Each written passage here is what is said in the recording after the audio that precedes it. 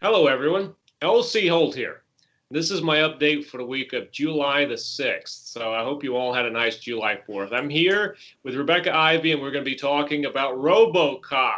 I'd buy that for $1. What about you, Rebecca? Robocop. I I don't know love why. Robo. I don't know what that was. I'm sure I'll get comments about Nobody comments on anything. that. We're deluding ourselves and thinking anyone's watching this. Um, no, but we'll talk about, in spite of that, we'll talk about Robocop. Okay, we're Now, talking to space now. we are. We have been for quite some time. Okay. But the idea of RoboCop came about because a guy, a very young guy named Ed Neumeyer, looked at a poster for a movie called Blade Runner and was like, asked his friend, "What the hell is that?"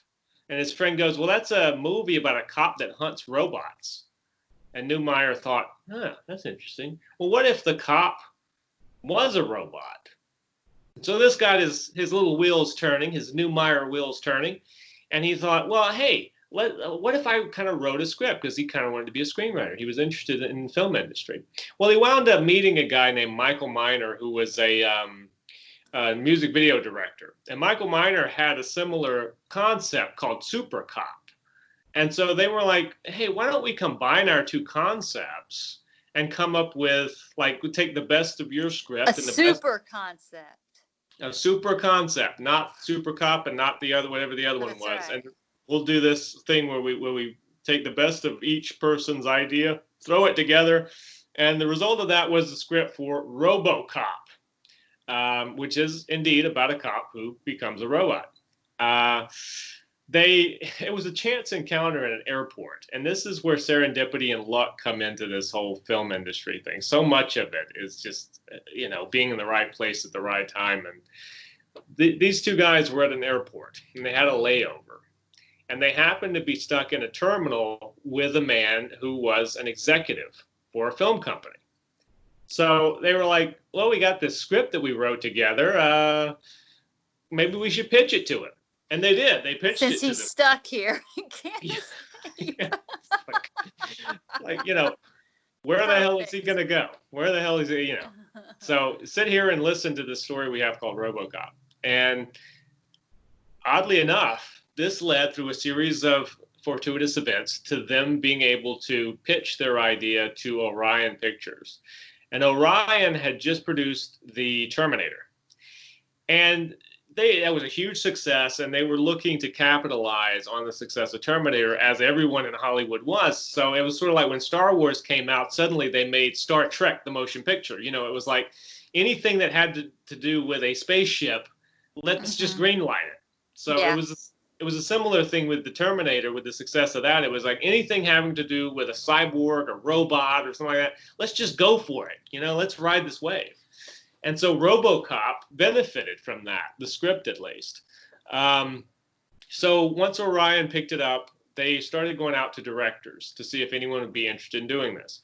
Alex Cox was one of the people they went out to, the director of Repo Man. Now, Alex Cox's version of RoboCop, I would love to see, just because Alex Cox is so fucking crazy and surrealistic. He passed on it though. As did the creator of that show, V. You remember that show? Yes. Yeah. Guy named Kenneth Johnson, who created V, was offered the chance to direct this script, RoboCop. A lot of people, looked at the title page and they were like, RoboCop. The title alone, not knowing the story or reading the script, can put people off. Yeah. Because it sounds like something that could quite possibly be cheesy as fuck, right? Yeah. Now, Paul Verhoeven was a Dutch director, and he had made several movies in his home country and had left to come to Hollywood to seek, success here, because he was kind of put off by what he called the influence of the government over the Dutch film industry. According to him, whether it was going right or left, that's how the film industry had to air. And he didn't like the idea of his creativity being politically motivated. So Paul Verhoeven came over to America to see if he could get work, and he made one English language film. And then on the heels of that, he got the script for Robocop. And Verhoeven had the same reaction that I'm sure a lot of people had. He looked at the title page and he was like, Robocop, what is this? Ah. And he throws it away. He actually chucked it right in the trash can. But his wife picked it up. And this is sort of a story akin to, I guess, like the Stephen King with Carrie type thing. He picked up the wife picked up the script and read it and said, well, Paul, you should, I don't know if she was Dutch or not, Paul, you should read, And Paul, read the script. And when he read the script, he said he found a lot of stuff in it that he thought set it apart from other action films of its kind. And he started to latch onto these things. And Paul Verhoeven has talked in great length in documentaries, behind the scenes stuff, and in interviews about his approach to Robocop after reading the script. This might sound a little crazy, and I'd love to get your opinion on it, but Paul Verhoeven was really into this idea of making a movie about what he called an American Jesus. He said, Robocop is American Jesus. He says, Robocop is destroyed. Crucifixion. You must have crucifixion. And then he is resurrected. He is the Jesus character. And which might sound a little crazy. But, Verhoeven's a very talented man, so we'll go with that. What do you think of the American Jesus? What do you think? I could see it, but he also came back and didn't remember a damn person from his previous life. That's right. I think Jesus did not have that problem. No. And also, he didn't blast everyone away yet. Well, and I think, there is this tendency of doing the Jesus analogy with a lot. It's Superman, that's what I was, when you were saying that, it's like, oh yeah, like Superman. If we can stay away from Superman Jesus analogies for a while, I would be really happy with that. I really think they've gone overboard with the Superman as Jesus thing. But honestly, growing up, I never even considered that. And with the Richard Donner thing, it's sort of in there a little bit, but it's not blown. They're not it's not like Superman Returns or. Yeah, or even Man of Steel. Yeah, that one, where they're just beating you over the head with. Man of Steel, where Henry Cavill goes out of the spaceship and he's in a cruciform sort of pose, you remember? About all you got in the Donner version was the line where Marlon Brando says, so I sent them you, my only son, Yeah. And that's about it, which is pretty subtle. Yeah. Because like I said, that really, I just feel like modern filmmaking or a lot of modern art, I think they're just so clever, but they don't do it so subtle. It's always, we're going to beat you over the head because aren't I so smart? I came up with this concept. Oh, yeah. Well, I very much just stop. Just tell a story and have it kind of there where people. It's sort of like when we talked about aliens. That my sister was in, and I went to the same college, and the professor was there. But they talked about how the cat was God. It always watched, the alien saw him. But the cat never, God never intervenes. He just is always there watching, and I don't, but it's not like something that you watch and go, oh, the cat is God. Right. It's just undercurrent. It's thing. Well, I think we'll get into that on this show more because I do really want to talk about theme a lot on this show. Because I think the theme of Robocop is so strong. I really admire this first Robocop movie, and we'll go into the other. Because they made it for art. It was a film. It wasn't. Yes. It wasn't. Box office, toy line, money. And it certainly became that. Well, let's talk about casting for just a minute, because it's very important to say that they had ideas in mind for some actors like Arnold Schwarzenegger, who was an obvious one because he was the Terminator. Rutger Hauer, who Paul Verhoeven sort of had worked with before and said, well, I'm not working with Rutger Hauer again. There was a lot of weird bad blood between Verhoeven and Rutger Hauer. Another really interesting choice was Michael Ironside, who is a great actor and has that sort of steely voice and presence. And I could really see Michael Ironside in this sort of a role. But those guys were determined to be too big, physically too big. That's what I was going to say. With whom they eventually chose, he kind of looks like an everyday officer. I'm glad you said. He's not. He doesn't look like an action hero. He just looks like an every guy, like somebody who would stop you and give you a ticket. Yeah. And I think that they benefited in that regard, in the fact that Peter Weller, who prior to this had already done The Adventures of Buckaroo Banzai Across the Eighth Dimension. Yes, I watched that recently. What are you a Buckaroo Banzai fan? I don't really consider myself like, oh God, I gotta, it was just on at the house and I sat down and watched it, So that is one of the weirdest movies I've ever seen. It is. And I think it came on like in an autoplay type thing because I had recently watched Earth Girls Are Easy. I actually had watched it twice. Yeah. And I think that came on like as a suggestion because, I had watched. Well, I mean, it's a very fascinating movie. I'm not a huge fan of it myself. Yeah. I mean, I remember hearing one person I know say, well, the way he determines if somebody he knows is cool or not is whether or not they like Buckaroo Banzai across the eighth dimension. And I'm like, that would not be my estimation of someone. But I think it's one of those movies you either really like or you kind of don't. Yeah. And me, I don't have a strong opinion either way. I just I'm like, okay, it's on. But. Well, like I say, anyway, back to Robocop. Peter Weller, he played the titular character in Buckaroo Banzai Across the blah, blah, blah. But he was cast as Robocop because he was a great actor, number one. But number two, physically, he was very, very slight. And the problem they recognized with someone like Arnold Schwarzenegger or even someone like Michael Ironside is that their physical presence being so large, once you put the suit on them, they looked enormous. I mean, because the suit would add so much physical weight and bulk to a person. So what they wanted is they wanted someone who was really slight, not unlike myself. And then once you put the suit on them, they looked big, but they didn't look like.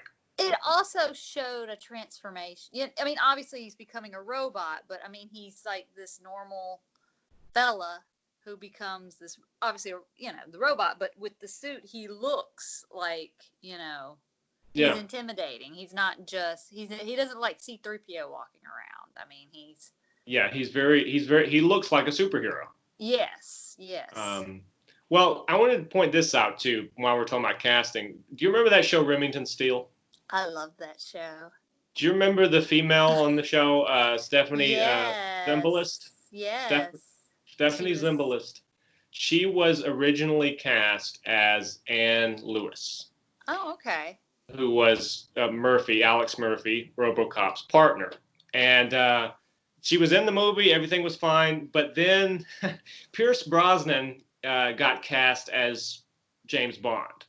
Yeah. And so what happened, suddenly Remington Steele, which was a somewhat successful show that had just been canceled, a lot of press went to Remington Steele because the star of Remington Steele was the new James Bond. Well, NBC executives decided, wait a second, we're getting a lot of press on Remington Steele, so what if we do one more season? And so they renewed Remington Steele, which screwed over several people. Yes, it did. Because Pierce Brosnan was immediately let go as Bond because Cubby Broccoli said, I don't want James Bond to be the star of a TV show. Yeah. At the same time as he's Bond. Yeah. And it's like that curse of Bond, every time they seem to like want a particular Bond, they can't get him where they could have it, where he's younger. Yeah. And they have to wait. And then by the time they get him, he's older. And then after the second movie, people are like, isn't he getting a little old? That's right. Well, that's something I think will come up on our James Bond shows a lot. Like this whole kind of this whole kind of thing of maybe you want to cast Bond a little earlier, but the reason I point out the Remington Steele thing is Stephanie Zimbalist. She basically got the same treatment as Pierce Brosnan because once Remington Steele got picked up, suddenly that screwed with the scheduling for RoboCop, and she had to drop out of RoboCop. See, And I would so have liked to have seen her in that because I I think, enjoyed the show. I really did. I mean, I liked who they cast, but I think that would have been interesting to see. yes, they ultimately cast Nancy Allen, who was the wife of Brian De Palma, who had starred in his movies and other people's movies. But Blowout is one of my Hmm. favorites of Nancy Allen. She was in Carrie. She's a great actress. But she had to replace Stephanie as the character of Officer Lewis. Now, let's talk about a couple of the villains in the original RoboCop, because there are some great villains in that movie, solidly performed, I think. Paul Verhoeven had this thing where he loved to cast against type. And so there is like the guy that works at OCP, which is the bad guy company, Omni Consumer Products. One of the executives is a guy named Dick Jones. And so to cast Dick Jones, Verhoeven went with a man who was known primarily for fatherly figures, a guy named Ronnie Cox. He played a lot of like warm and fuzzy fathers, and prior to this, but Verhoeven saw something and was like, I think this guy could be evil. I think he could be an evil father, even though, Dick Jones is no one's father. And so he got cast as Dick Jones, and then the head of the gang, Clarence Boddicker is the character's name, was cast with an actor who prior to this had only really played like intellectuals and kind of not really bad guys, definitely not bad guys, certainly not homicidal maniacs. And that was Kurtwood Smith, who of course would later go on to be the dad in that '70s show. But Kurtwood Smith at this point had, only really played like academic types. And now he's playing Clarence Boddicker, who is. I think it's funny you said that because I remember when that '70s show came on, I was like, "It's the RoboCop guy." Yeah, yeah. Well, he's evil. every time I see anything with Kurtwood Smith, I always think of Boddicker in this movie because he is such a fantastic villain. Like you look at him and you go, this guy is, like at the end, RoboCop says, or at the beginning, RoboCop says, pal, I think you're slime. It's like, yeah, he's slimy. He plays slimy very well. And it may be because of the rimless glasses. I don't know. That added a lot. But I wanted to point those out because I thought that to have been cast so heavily against type, those two guys in particular were fantastic in the roles that they played. I don't know if maybe they were just like, finally, I get to do something else and just relished it. But, yeah. But they were great. And Bob Morton, of course, Miguel Ferrer as Bob Morton. He had some great scenes. He was an interesting character because he's sort of a good guy. Like he's the guy who creates RoboCop, or at least, insists on RoboCop's construction. But he's also like an asshole who's doing coke off the hookers' chests and stuff. And I don't know. So he has an interesting character because Bob Morton, you're never quite sure if how to look at him, Ultimately, Boddicker just blows him up in that, famous scene with the grenade, which is such an epic scene there. Rob Bottin, who we had talked about on The Thing, the man who did all those wonderful effects for The Thing, was the man who was hired to create RoboCop's suit. And he had a lot of time. He had 10 months to design this suit, and they gave him a $1 million budget on these suits because they needed 6 of them. They needed 3 that were pristine, and they needed like 3 that had various damage done to them, for different scenes in the movie. And so that's what he spent a lot of time working with Paul Verhoeven, the producer, John Davidson, and one of the writers, Neumeier, where this all began. Edward Neumeier was really, really involved with the concept design. He was on the set all the time. So he was a really involved writer. So Rob Bottin worked with all of those guys in designing the suit and making like 6 foot, they had to cast Peter Weller from head to toe, and they made these like molds, and then he would carve these 6 foot designs for the suit around the positive molds of Peter Weller.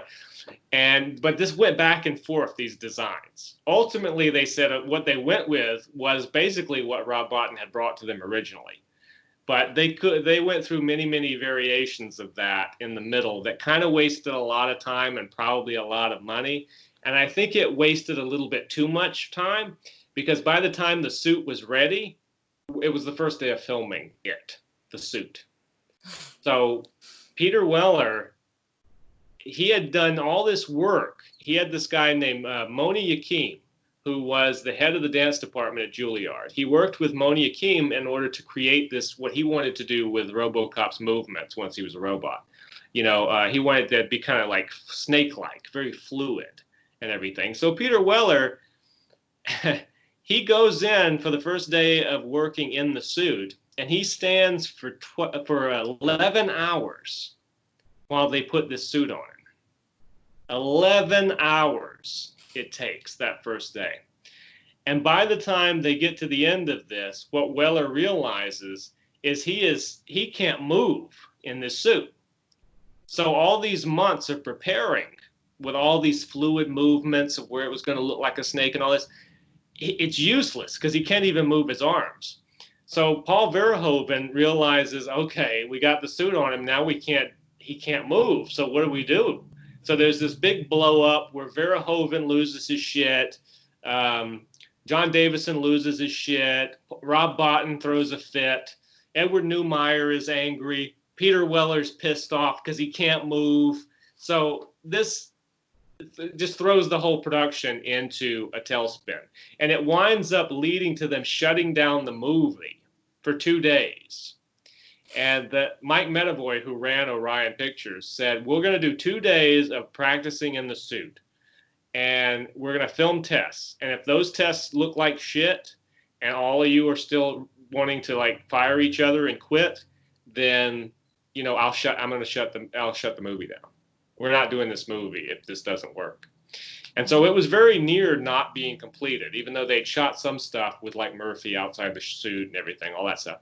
But in terms of this suit working, it had to work in order to continue with this. So for 2 days, they went and Moni Yakim came down and he worked with Peter Weller and they started just hacking things off the suit so that the arms could bend and like taking the joints out. And, basically, I'm sure Rob Bottin was pissed because everything he had worked on and designed, and you know how special effects guys are. I mean, this isn't a bad thing.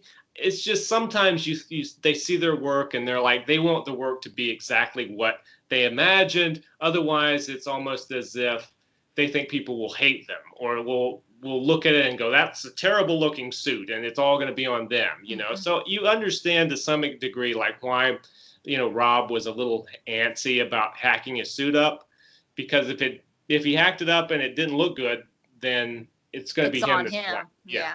That's what everyone would think. But they also have to think about an actor has to be able to move. You're right. Yeah. Otherwise, they're just going to be like this. I think that's all I can do. You will literally be a statue.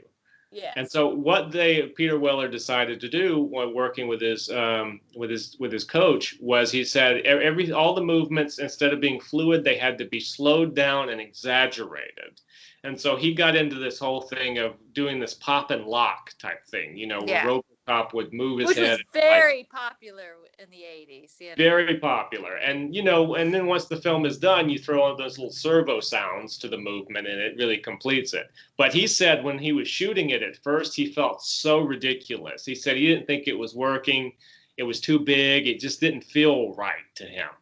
But watching the movie, obviously... Yeah, you buy it. Yeah, he did a great job. And so anyway, so they started shooting in October in Dallas, Texas. It was still incredibly hot there, and Weller was losing like a pound a day of sweat in the suit because the suit was not designed with any sort of air conditioning. So they would have to like sit him down and like keep him really hydrated and then just put a tube like in any sort of opening they could and just start pumping air into him so he didn't pass out. Like it was hard. It was really hard down in Dallas, Texas, which was doubling in the film for Detroit. And I'm sure it also was very hard to make sure that a robot doesn't look like he's sweating profusely. Yeah, that's a very good point. I mean, Weller had to go through a lot. They eventually got putting on the suit and all that. They got the time on that down to a reasonable amount. And, the scenes, the really striking scenes, like when he has his helmet off and you see that his face, the skin of his face is just sort of like stretched over this android head. Great effect. Again, Rob Bottin. That took 6.5 hours to get him into that. And then another like hour and a half to get out. So these were long days for for Peter Weller. I want to also say that this movie, and when we start talking here in a minute about Robocop 2, that movie in particular, I think this is the last bastion of stop motion in a major film. Because obviously the Ed 209 unit, which is pretty funny in that movie, it's a stop motion. It's a stop motion thing, and you would have you would film a plate and you put the plate up against the small screen and you'd have this little scale size and you would move him a little bit and move the plate behind him a frame and then move him a little bit, and so it's this really tedious thing long before you had computers that you could just punch in. This was the more advanced version of what Harryhausen was doing back in the day, and that's what they used on Robocop. And it's also what they used to great effect. I think, to me, Robocop 2 has like some of the all-time best stop-motion action scenes. It's pretty remarkable in that second one. You have some in this, and what is in this is really good. But a guy named Phil Tippett did all the stop-motion. I was going to say Phil had to be, yeah. Yeah, and he was the one that did Robo 2. And I loved Phil Tippett as a kid. I'd watch all the special effects stuff. It's like Phil Tippett. Yes, Phil Tippett. Great artist. Well, let's talk a little bit as we're moving on into like Robo 2. Well, obviously, there were huge ratings issues with this movie because it is incredibly violent. The violence, I think, is really warranted, though. I mean, especially when you think of Verhoeven's style. Verhoeven, in all of his movies, never had any problem with violence. He's the kind of guy who thinks that you're actually doing a bad thing if you don't show the effects of violence. That said, Verhoeven loves him some blood. And like when it's sort of like when Boddicker gets stabbed at the end of this movie through the neck with that spike thing that Robo has, and the amount of blood that comes out of him onto Robocop, it's like someone just threw a bag of blood on the robot. But yeah, so there were a lot of problems with like the melting man, which was something that really freaked me out when I was a kid. When the gang member goes into the toxic waste and he starts to melt, for some reason that really freaked me out. And still to this day, I think one of the most disgusting effects is when Boddicker hits him with the car and he just liquefies, like his head comes off and you just like nasty liquid shit. It goes over the windshield. It's like, yeah, so that was something they had to be careful of. Was it okay? Because when I was a kid, I don't remember this scene, but I saw it. I hadn't seen it in forever, and probably a couple years ago I watched it. And there's the scene where was it a group of guys was like assaulting this woman, and Robocop and just starts shooting. Yeah, no, you know the scene, right? Yeah. No, yeah, they're about to rape her, and then Robo shows up, and then he shoots the guy in the penis through her dress. Yes. Yeah. And she's like, "What?" Yeah, and she runs to him and starts to like hug him and stuff, and he's very cold to her, because one thing to say about Robocop is that at first his mind is wiped.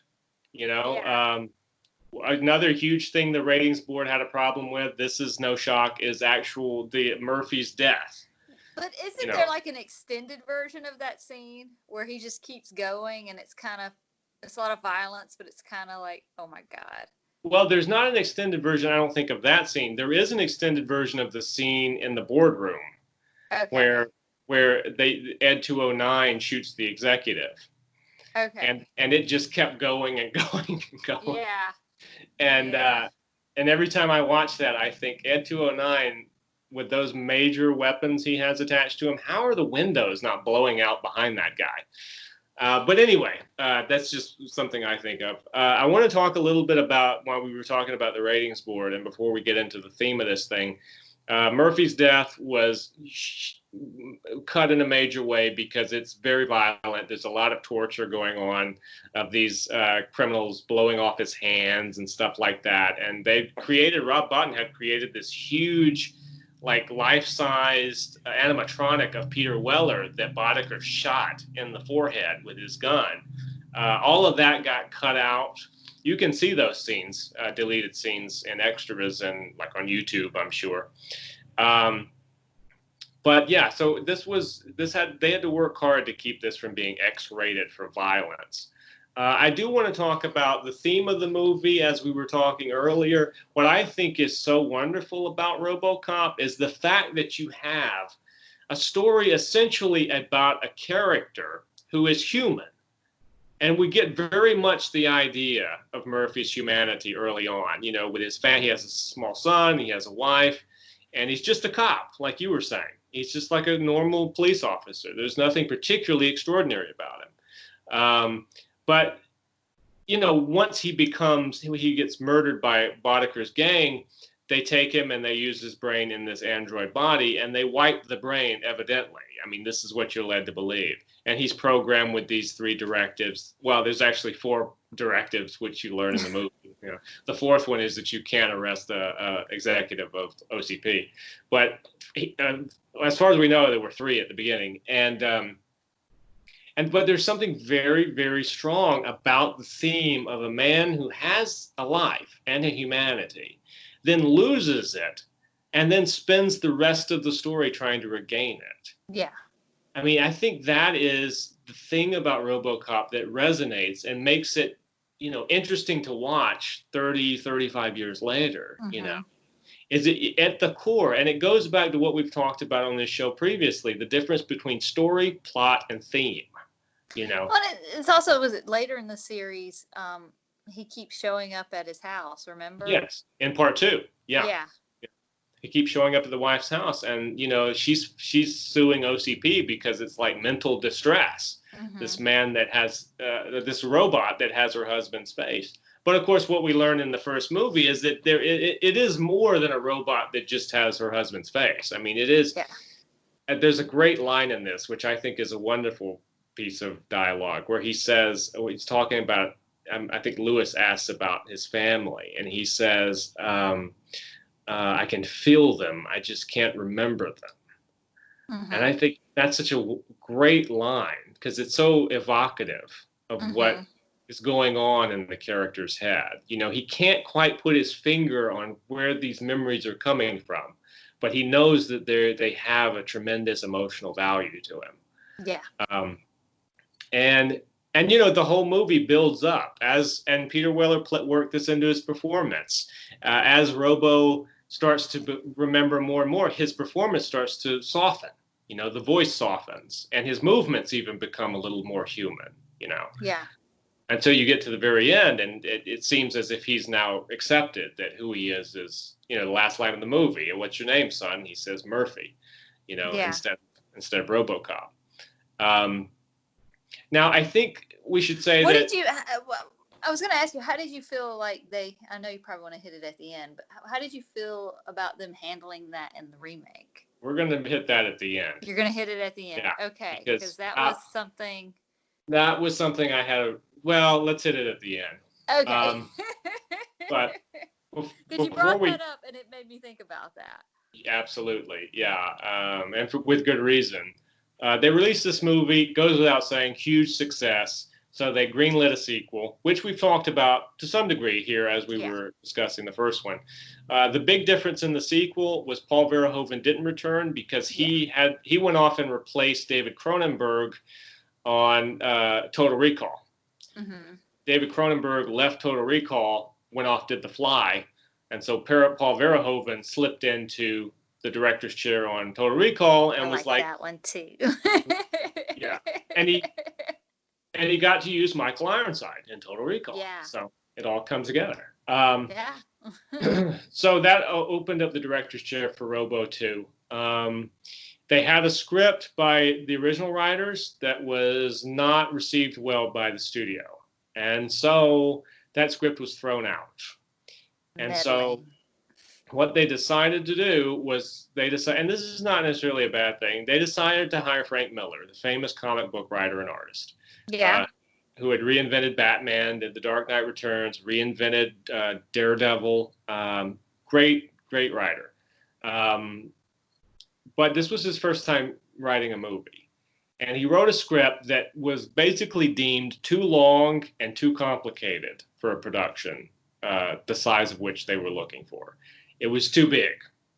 And so when they hired a new director, and that director was Irving Kershner, the director of Empire Strikes Back. Empire Strikes Back. Yep. He was brought on. Robocop 2 is the last film before Kershner retired. So this is his last movie he ever made.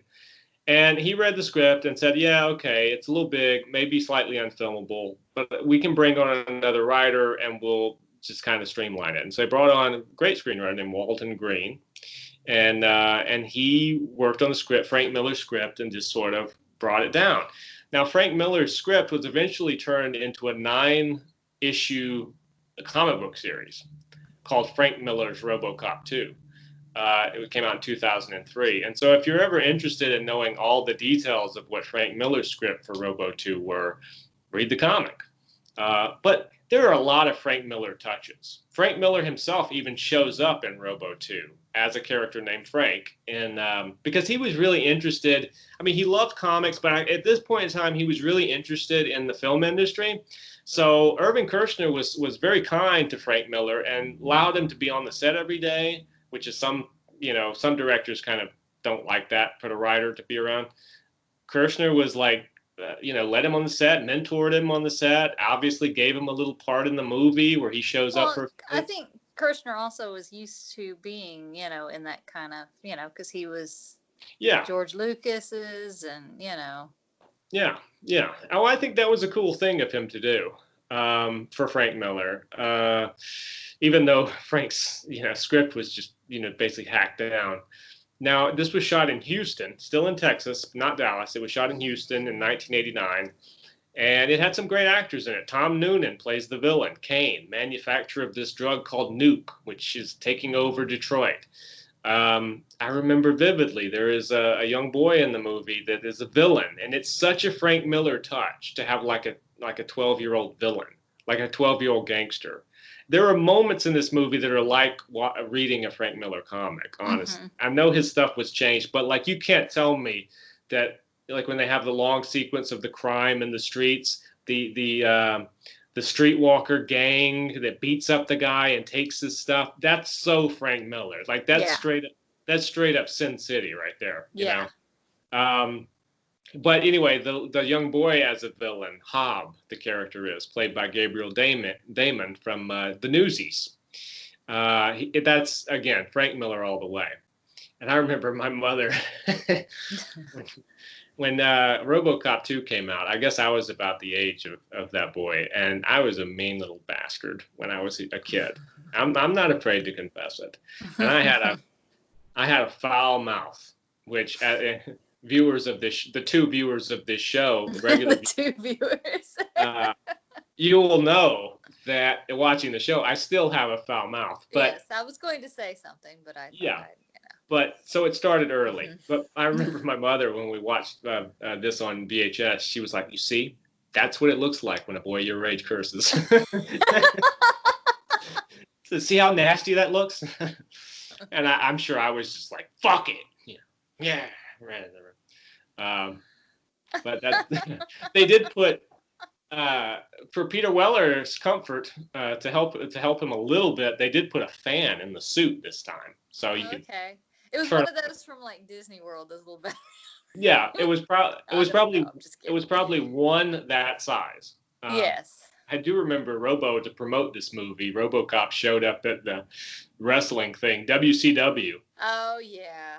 Yeah, because I remember he saved Sting from like the Four Horsemen that year, and that was their promotion, their like tie-in promotion to the movie.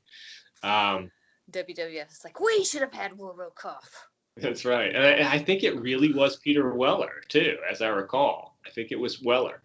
Now I should say that the original budget on RoboCop was pretty small. It was like $8 million. for the first RoboCop, and the sequel had like 25. So they boosted the budget on up. They had to pay for those fans, those suit fans, yeah, and the batteries to run it. And probably like the 2 years it took Tippett to do all that amazing stop motion. Because there is, like I said before, there's some great stop motion. I think probably, again, I was talking about the last bastion of stop motion. Stop motion went out with a bang before CGI came in.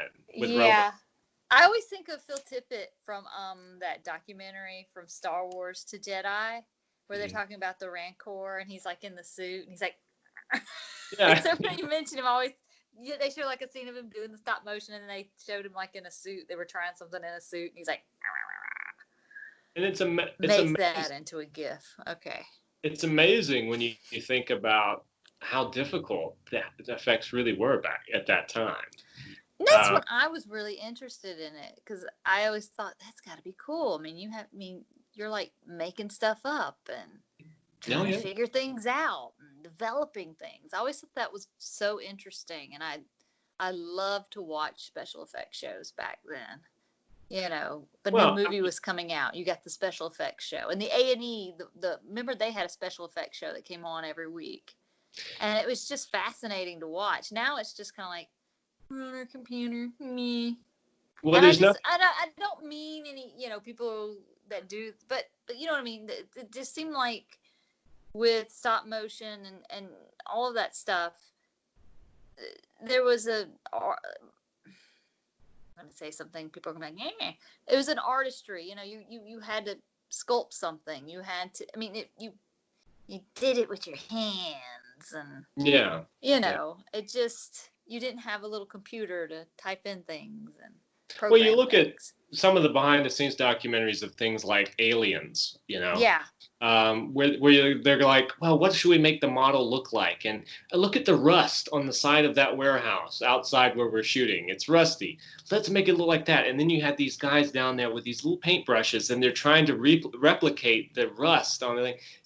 You don't have that with CGI. No, you don't. No. With CGI, you just you make a pre-visualization and you render it. Yeah. There's no little guy down there with a little brush doing this artisan work. Same thing. Also, same thing with I was watching another. I think it was Labyrinth, and you just watch them build these puppets and these mats, and Hoggle. It was a person in a costume, but up close there was like this mechanical face, and everything had to match, and you had people running different parts of the face, and they all had to coordinate with Yes. It's just like, oh my gosh, all the stuff that went into it that had to match up. And it had to be picture ready too. Yes. It had to. There was no going back and airbrushing it. No. What you shot had to look good on an enormous screen. And if it didn't work, you had to brainstorm because they needed a shot. It's like The Fly. And it was in The Fly, yeah. And that's just the way it was, and it was locked that way forever. Mm-hmm. Unless it was a George Lucas film, and then he just changed it. That's a very rare. That's a very rare example. Most times it's locked forever. Yeah. Anyway, we'll move in our last 15 minutes or so to RoboCop 3. It's okay, but I don't have much to say about that. I don't either. Honestly, I don't remember it. I thought the ones that I've seen over and over are 1 and 2, 3, and all the stuff beyond there. I've just been remember the cartoon, and they just had. Well, just like, come on. RoboCop 3 was directed and Frank Miller came back yet again, and his script was yet again changed. RoboCop 3 was the reason that Miller left the film industry up until Robert Rodriguez did Sin City, which I think was in 2005. Yeah. So this was the death knell for Frank Miller was no longer interested after Robo 3. Fred Decker came in, who directed The Monster Squad, directed Night of the Creeps. I watched that recently. Which one, Monster Squad? Monster Squad. Yeah. And he came in, rewrote the script, and directed the movie. The movie, Peter Weller's not in it. Yeah. Peter Weller had a choice. He could either go off and do a really creative movie with David Cronenberg called Naked Lunch, or he could do RoboCop 3 for the I money. think he made the best decision. He did. And, Nancy Allen returned as Anne Lewis, and she has some hilarious unintentionally funny scenes in this where like RoboCop's trying to remember her, and there's this moment when she has this like morphing thing going on, and she just looks like she's doing a glamour shot, because she has her hair like really bouffant, and she kind of has no shirt on, or at least like you can just see her shoulders. It looks like a glamour shot. It makes me laugh every time I watch this, and unfortunately, I had to watch it again for the show. Difficult. I'm sorry, I wasn't dedicated. I just Well, thought, well, we won't hardly touch on that. I'm not going to torment myself. well, this is kind of the way I feel about RoboCop 3. Is it's sort of like sad, It's Yeah, it it, is. when you have something that is so good and then it's just sequelized and just watered down to the point to where this is just a direct-to-video thing. I mean, it wasn't. It came out theatrically for like a No, week. but it is of that quality. Yes, the moment you see the title come up, you go, Yeah. this looks made for Do you TV. remember that? Yeah, it looks made for TV. Yeah. It reminds me in a lot of ways of, I don't know if last show or one before it, but I was talking about how much I love Dark Man. Yeah, it And was the last. they did a series of direct-to-video sequels to Dark Man that didn't have Liam Neeson, directed by other people. Arnold Varsu was Peyton Westlake, and it was just like watching a bad high school production of a movie that you really loved. Yes. And it's No, just I depressing. agree. It's depressing. You never really went out and rented them. They just came on Sci-Fi Channel, and that's how you caught them, because nothing else. You were just late Saturday night, like, oh, okay, what is this? Oh God! And then you leave. You just watch the train wreck, and then afterwards you wish you hadn't. You just leave with this dirty feeling, like something I loved has been raped, or something. That's probably a little overly dramatic, but you get what I'm saying. It's almost like you would like to watch RoboCop, the original, after RoboCop 3, just so you leave it on a better note. Yeah. Because if you watch them in order and you end with RoboCop 3, you're just so bummed out. You're like, I need a drink. This is terrible. Yeah. There's no artistry at all. So I'll just tell you, it was filmed in Atlanta. A lot of this interesting bit of trivia. A lot of the like destroyed buildings and stuff, they were tearing down shit for the Olympics that were going to take place in Atlanta. And so they had free production design, basically. So they went to these places where they were tearing the stuff down to make room for all the facilities they were going to need for the Atlanta Summer Olympics. And so RoboCop 3 decided, hey, they're tearing shit down. It looks run down. This is great. We'll use this as our production design. So that saved a little bit of money. Surprisingly, there was like $22 million put into this movie. It was not a small budget. It was in the title sequence. Yeah. There were some weird things. Orion was having bankruptcy issues at this time. That's why this movie was delayed. It was shot not long after Robo 2. But it was delayed until a year later, a little over a year later, actually, because it was supposed to come out summer of '92, and it came out in November of '93 to very little fanfare. Again, it was one of those things where, they had already, kids loved RoboCop. Yes, even though we had our action figure and our cartoon by this point, probably. The first two and comic books. Yes. The first two were R-rated. That didn't make a damn bit of difference to me or anyone else at that time. The violence in them was not off-putting at all. And for some reason, our parents just let us watch this shit. They did. I know. I have an older brother, and I remember he rented it, and we watched it. My parents were like, okay, whatever. Yeah. It wasn't like, is this too intense for you? Should you be watching this? No, it was like, well, I mean, crying. She's fine. Exactly.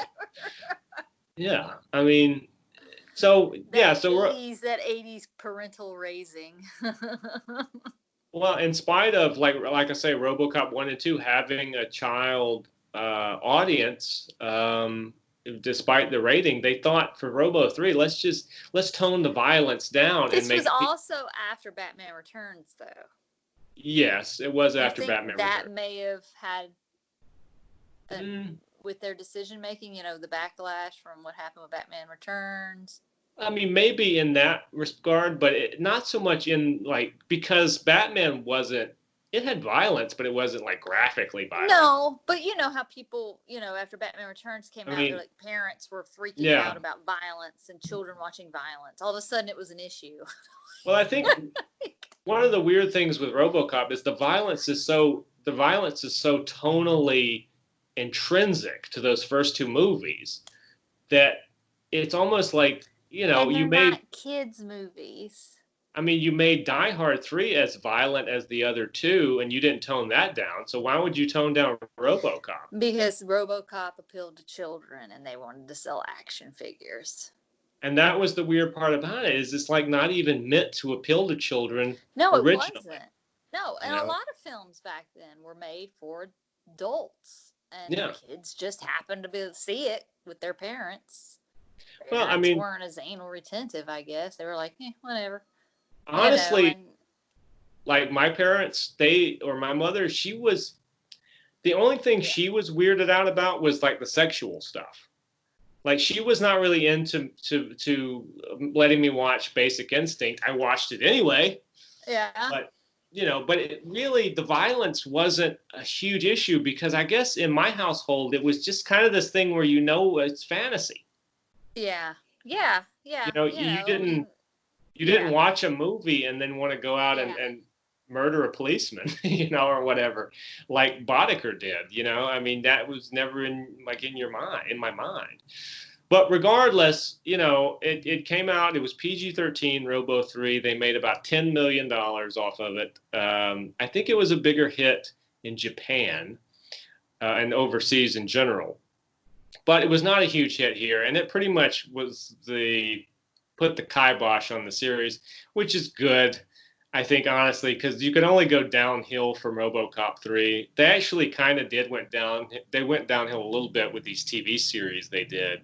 They did two very forgotten television series, one in '94, not long after Robo 2, and it didn't even have like the second rate Robo in it, because I remember it had the like series. it had a totally different guy. It's I compare it to the Bill and Ted TV series. I don't know if it was that bad, but it was pretty bad. It was pretty bad. It was so bad they only did like one season of it in '94. Yeah. It starred a guy named Richard Eden as Robo.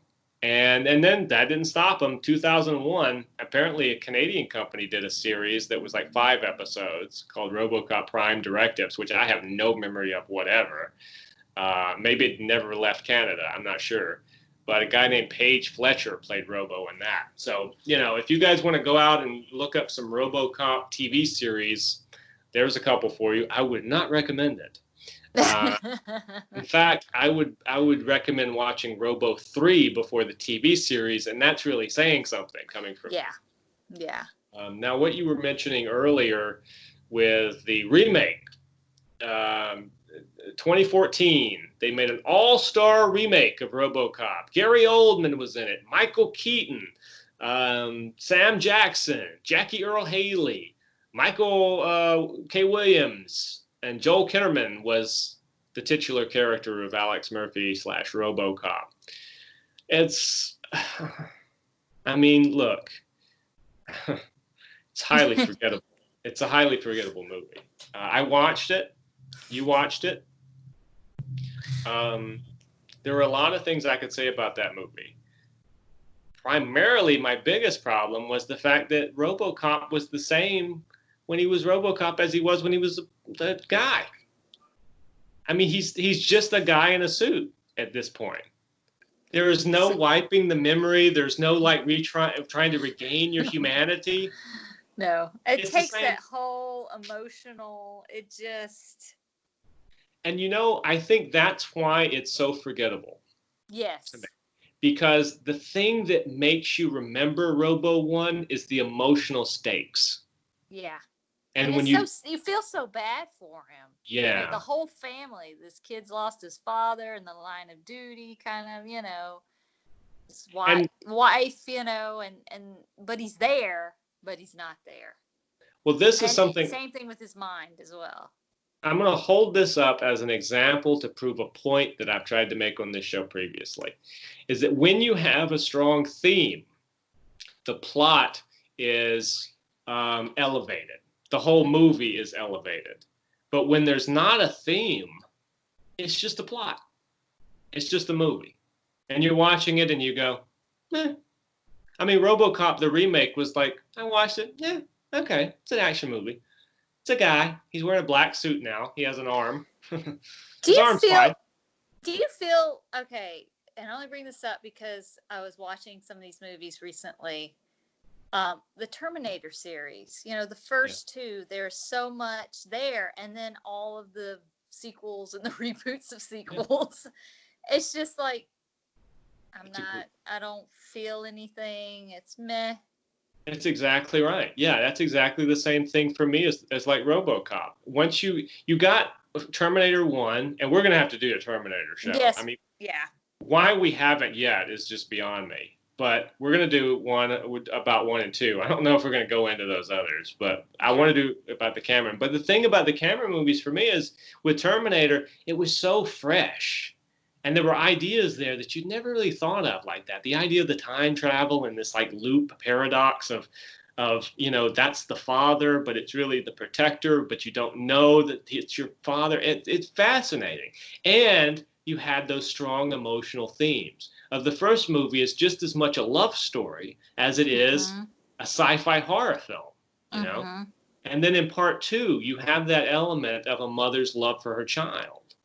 And it holds the film together like this thematic glue, you know, and the idea of an inevitable fate that you can't escape, but can you, and that's the thing.